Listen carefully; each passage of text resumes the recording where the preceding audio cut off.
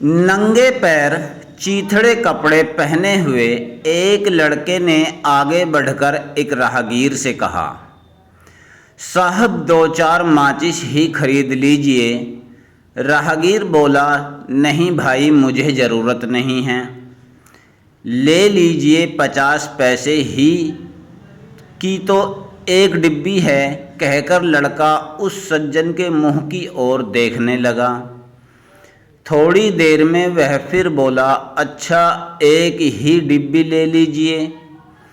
किसी तरह उससे पीछा छुड़ाने के लिए राहगीर ने एक डिब्बी ले ली, पर जेब में जब देखा कि खुले पैसे नहीं हैं तो वापस कर दी और कहा कि तुमसे कल ज़रूर ख़रीद लूँगा, क्योंकि मेरे पास खुले पैसे नहीं हैं।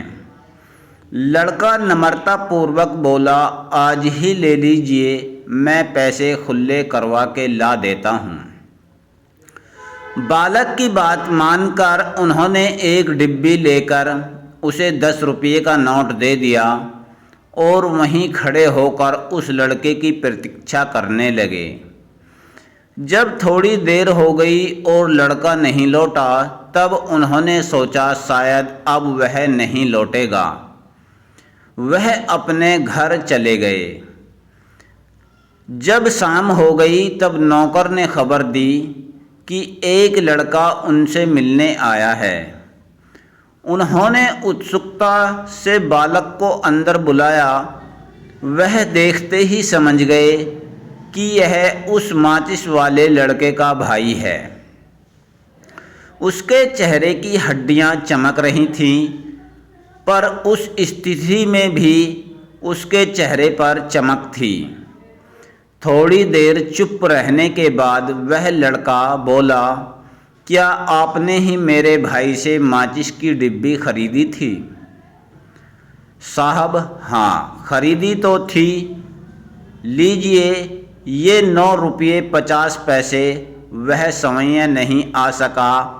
वह वापस लौटते हुए एक मोटर गाड़ी से टकरा गया था, जिससे उसकी टोपी, माचिसें और पैसे न जाने कहाँ गुम हो गए। उसकी टांगों की हड्डियां टूट गई हैं। उसकी हालत ख़राब है। डॉक्टरों का कहना है कि वह बच नहीं सकेगा।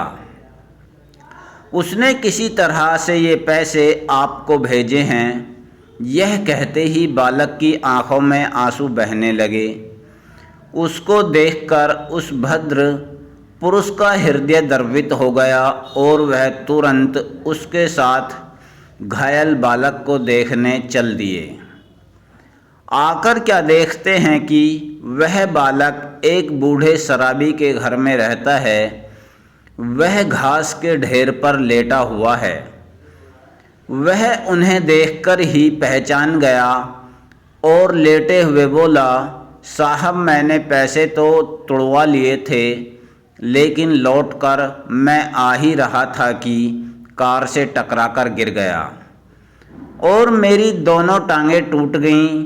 इतना कहकर वह दर्द से कर्राते हुए अपने छोटे भाई से बोला, मेरी मौत तो सामने खड़ी है, पर अब तुम किसके भरोसे रहोगे?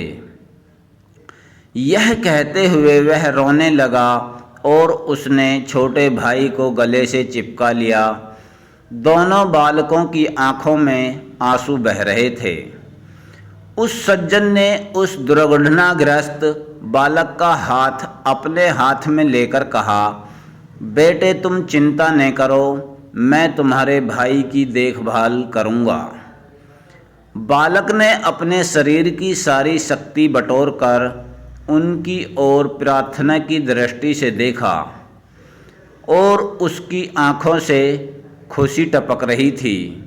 उसका दिल कुछ कहना चाहता था, पर जुबान साथ न दे सकी और उसी समय उसकी आंखें मूंद गईं और उसने संसार से विदा ले ली।